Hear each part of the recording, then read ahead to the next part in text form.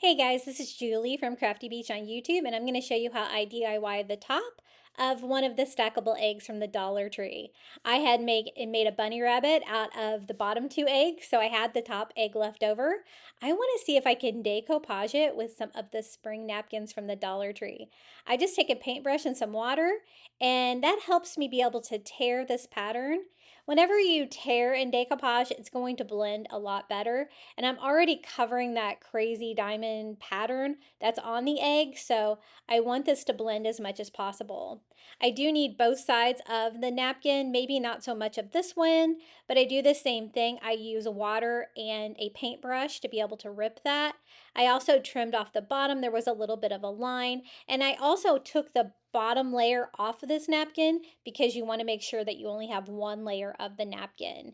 Now it's time to decoupage. I start here at the very bottom and I apply a thin coat of Mod Podge, and then I lay the napkin down.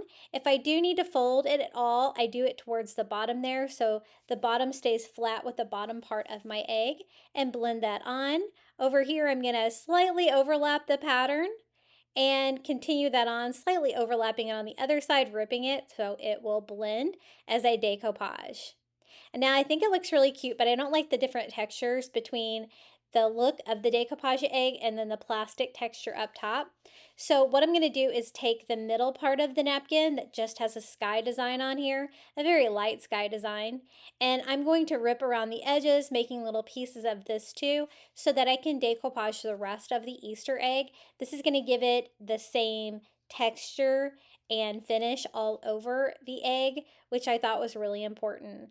I just rip it into little pieces, putting it together sort of like a puzzle, only with a slight overlap because I do want the edges to blend. Again, I make sure all of my edges were ripped, not cut. That way you don't get those sharp lines. And I go over the entire top of the egg. Now the sky on this napkin is a very light blue and white, and I didn't think it provided enough color, so let me show you what I'm going to do to fix that.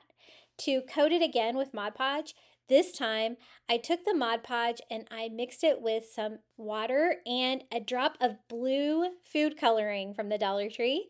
And now it tinted the Mod Podge. As you can see, when I go over for this last coat, I'm going to get that beautiful blue sky that I was looking for, and it made the egg look really pretty. I went all over and then let it dry, and then I patched up any areas where the white was coming through a little bit too much to make it even more blue. And this is just a fun way that you can color your Mod Podge for decoupage. I love how this turned out. It was such a fun use of the top egg for it. I think it would be really cute too if you had some cute like Easter bunny napkins. This is how mine turned out. If you'd like more Easter Dollar Tree DIYs, be sure to check out my YouTube channel at Crafty Beach. And until next time, happy crafting!